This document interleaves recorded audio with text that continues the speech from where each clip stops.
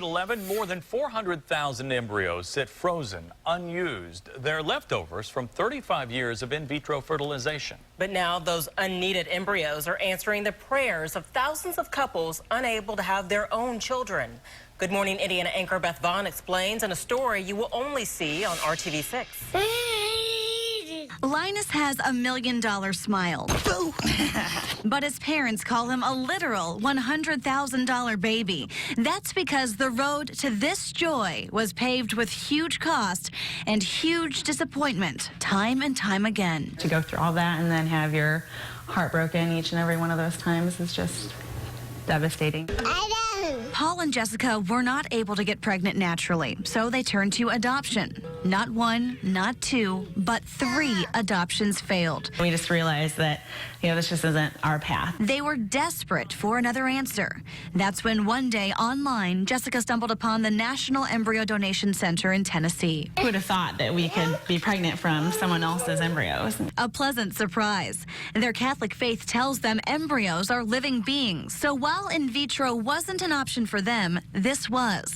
They acquired 10 embryos and a new sense of hope. We then will take the embryos, place them in a catheter similar to this, and go up through the natural openings in the uterus to position them inside of the uterus. Dr. David Carnevale helps women like Jessica get their bodies ready to carry a child, just like he would for someone undergoing IVF. It's in vitro that creates the embryos that couples then donate to other families. And it's that same science that allows embryo donation to work. All we really need is for the woman who's receiving the embryo to have a functioning uterus. She doesn't need to have her ovaries. She doesn't need to have her fallopian tubes. As in vitro becomes more popular, the stockpile of leftover embryos grows. Some are frozen indefinitely, some given to research, others destroyed. And thankfully for Jessica and Paul, some embryos are donated to other couples. Their second attempt with transferred embryos produced twins. They were born alive, but their lungs hadn't developed yet. They died at the hospital. I just knew that I was meant to be a mom. Last March, found out we were pregnant with just one. Joy, at last, a healthy pregnancy, which 9 months later led to a healthy Linus.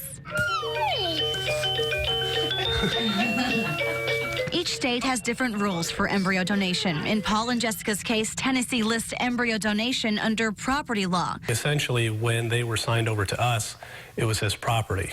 And so the parents have no recourse to come back and say that this is our child. It's harsh, but permanent. And it's what's helped Paul and Jessica expand their family after 7 years and thousands of prayers. Remember how Paul and Jessica started with 10 embryos? Well, 4 are left, and one day they hope to give Linus a little brother or sister. Beth Vaughn, RTV6. And we hope that happens. Well, right now, Indiana doesn't have a statute on embryo donation. A group of lawyers, though, plans to lobby lawmakers to change that. In the meantime, couples like Paul and Jessica find themselves traveling out of the Hoosier state, so their embryo donations are protected legally.